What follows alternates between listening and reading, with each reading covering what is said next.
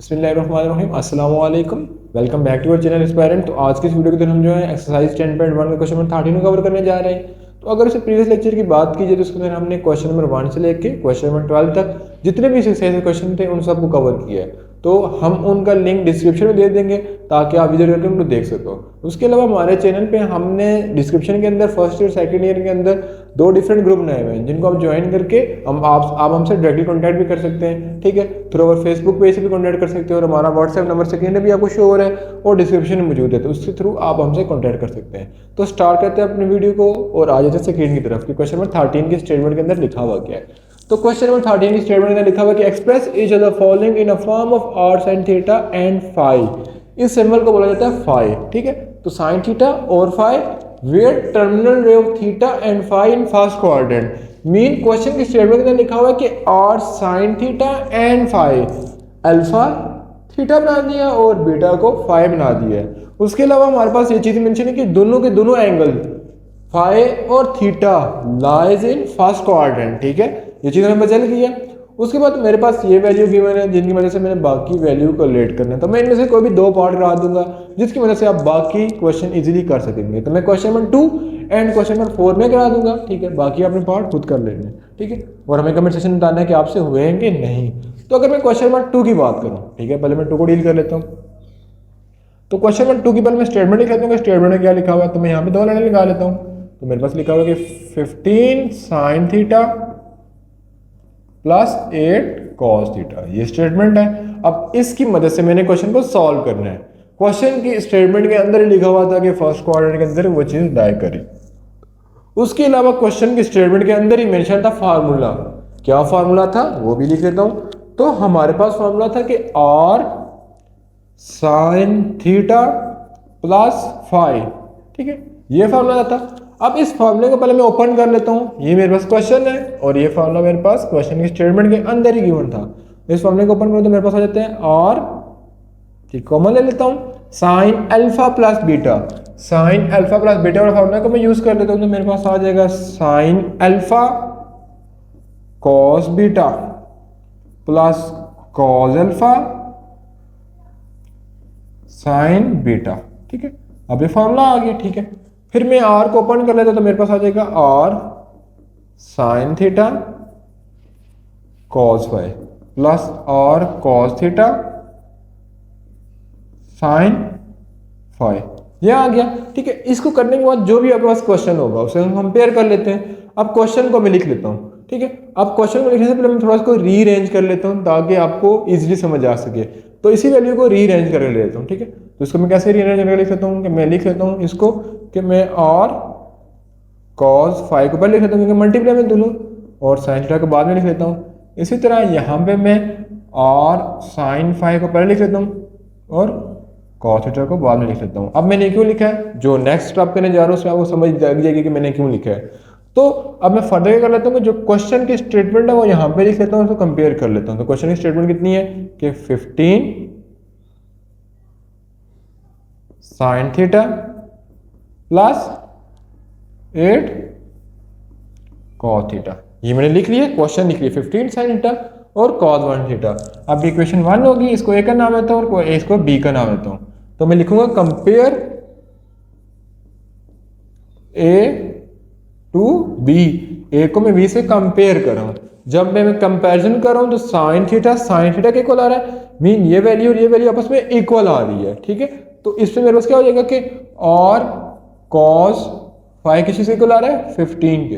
ठीक है, तो ये चीज़ आपको समझ आ गई होगी कि यहाँ से साइन थीटा के इक्वल आ रहा है और बाकी ये वैल्यू इसके इक्वल हो जाएगी। ठीक है, इसी तरह अगर यहाँ पे देखा है तो cos थीटा के इक्वल आ रहा है और ये सारी वैल्यू इसके इक्वल आ जाएगी। ठीक है, दूसरी वैल्यू क्या बन रही है कि r sine phi is equal to 8। ठीक है, अब ये चीज़ आपको समझानी थी तो आई होप सो की चीज़ आपको समझ आ गई है। तो अगर ये चीज़ समझ नहीं आई तो आप कमेंट सेक्शन में बताना है। ठीक है, तो मैं वापस से इस पर वीडियो बना लूँगा। ठीक है, अब मेरे पास आ गया r cos phi is equal to 15, एक ही वैल्यू आ रही है और दूसरी आ रही है r sine phi is equal to 8। अब मुझे जो चीज़ फाइंड करनी है ये r की वैल्यू फाइंड करनी है क्वेश्चन के अंदर और ये cos फाई और sin फाई की वैल्यू फाइंड करनी है। अब ये वैल्यू कैसे फाइंड करेंगे, उन्हीं को मैं डील करने जा रहा हूँ। तो उससे पहले आपने एक आइडेंटिटी पढ़ी थी, उस आइडेंटिटी को अपने जहन में रखना कि cos square theta plus sin square theta is equal to 1। तो इसी को यूज करते मैं ये आइडेंटिटी बना लेता हूँ, ठीक है। अब यहाँ तक कर लिया, अब मैं आइडेंटिटी बना लेता हूँ।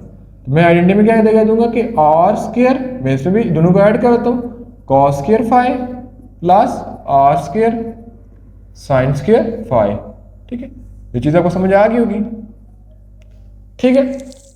अब यहां तक आपको क्लियर है, ठीक है। अब यहां तक करने के बाद मैं फर्दर कर लेता हूं। जब मैंने इनका स्केल लिया, ठीक है, मैं इसको थोड़ा इजी तरीके से कराता हूं, ठीक है। अब आपके सामने मैंने आइडेंटिटी लिखी हुई है, ठीक है। अब आइडेंटिटी को अपने ज़हन में रखना है। इस इक्वेशन को मैं कहता हूं इक्वेशन नंबर 1, इस इक्वेशन को कहता हूं इक्वेशन नंबर 2। अब मैंने क्या करना है, मैंने आर की और कॉस फाई की वैल्यू निकालनी थी और आर की और साइन फाई की वैल्यू निकालनी थी। तो उसके लिए मैं क्या कह दूंगा कि add and square of equation 1 and 2, यानी इक्वेशन नंबर 1 और 2 को मैं ऐड भी कर दूंगा, उनका स्क्वायर भी ले लूंगा। तो जब मैं ऐड करूंगा तो आ जाएगा r square cos square phi plus r square sine square phi is equal to 15 का भी स्क्वायर हो जाएगा और 8 का भी स्क्वायर हो जाएगा, ठीक है। तो ये उसको की चीज़ों को समझ आ गई होगी। अगर यहाँ पे देखा जाए दोनों साइड से हमारे पास आर स्क्वायर कॉमन आ रहा है तो कॉमन ले लूंगा, तो मेरे पास आ जाएगा cos square phi and sine square phi, ठीक है। ये आ गया और इधर आ जाएगा 225 प्लस 64, ये आ जाएगा। फिर आर स्क्वायर आ गया, फिर इस आइडेंटिटी के मुताबिक ये किसके इक्वल हो जाएंगे, 1 के इक्वल हो जाएंगे। और ये आ जाएगा 5 और 4 9, 6 और 2 8 और 289 आ गया, ठीक है। यहाँ तक आपको क्लियर है। फिर आर की वैल्यू फाइंड करने के लिए मैं अंडर रूट ले लूंगा, तो मेरे पास आ जाएगा 17, ठीक है। अब आर कितना आ गया 17। जब आर मेरे पास आ गया 17 तो मैं इक्वेशन नंबर 1 और इक्वेशन नंबर 2 में पुट कर लूंगा आर की वैल्यू। तो मैं पुट करूंगा putting r in equation 1 and 2, ठीक है। जब मैं पुट करूंगा तो मेरे पास क्या आ जाएगा, तो मेरे पास क्या था कि r cos phi is equal to 15। अब बार मेरे पास कितना आ गया 17,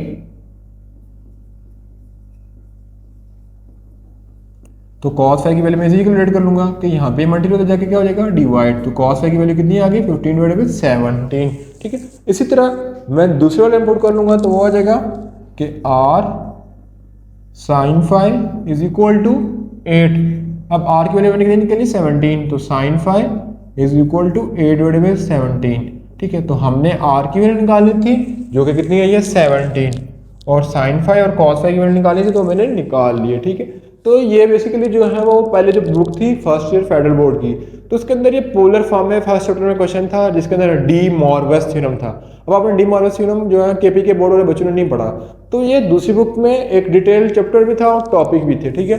तो ये थी आज की वीडियो जिसके अंदर हमने ये टॉपिक कवर किया। उसके बाद हमने कहा था कि हम इसमें 2 क्वेश्चन कर लेंगे, तो एक क्वेश्चन मैंने कवर कर लिया तो मैं इसके साथ में दूसरा क्वेश्चन भी कवर कर लेता हूँ ताकि आपको जो चीज़ें इसमें समझ ना आ सके वो उसमें कवर हो सके, ठीक है। तो उस क्वेश्चन को मैं लिख लेता हूं, तो अब उस क्वेश्चन की स्टेटमेंट को लिख लेता हूं, sign theta plus cos theta, ठीक है। ये आ गया। अब साइन थीटा और कॉस थीटा आ गया, तो अब मैं क्या करूंगा कि वो फॉर्मूला यूज कर लूंगा। कौन सा फॉर्मूला, क्या था कि r sine theta cos phi plus r cos theta sine, फिर मैंने लिख दिया और cos थीटा साइन फाई, ठीक है।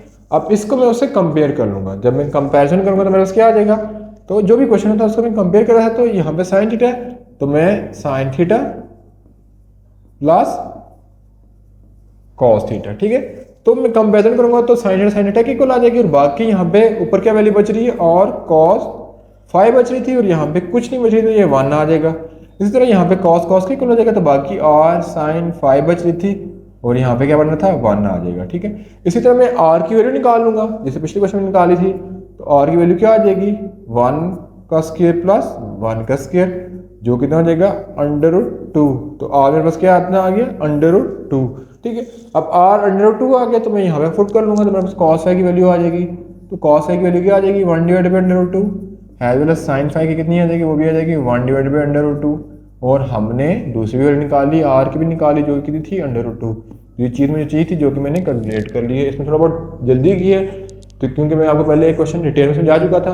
तो बेसिकली ये थी आज की वीडियो जिसके अंदर हमारे पास एक्सरसाइज 10.1 कवर हो गई है। ठीक है, तो आपने कमेंट सेक्शन में बताना है कि हम वीडियो को कैसे और इम्प्रूव कर सकते हैं। ठीक है, और क्या चीज़ें करें तो और इम्प्रूव हो सकती है। उसके अलावा ऐसी कौन सी चीज़ है जिसको हम डील किया जाए। ठीक है, तो मतलब कि अगर कोई भी चीज़ ऐसी जैसे पेपर है कोई, ठीक है, या आपको 2024 का जो नया सीक्वेंस आने लगा है पेपर का, वो अगर आप कमेंट करेंगे तो उस पर इंशाल्लाह 3-4 पेपर मॉडल पेपर खुद से बनाएंगे। ठीक है, उस पर वीडियो बना लेंगे। तो चीज़ आपको समझ नहीं आती, कोई टॉपिक आपको समझ नहीं आया तो आप कमेंट में बताएं। ठीक है, तो अगर उस टॉपिक पर ज़्यादा से ज़्यादा कमेंट होंगे तो इंशाल्लाह उस पर एक नई वीडियो बनाएंगे।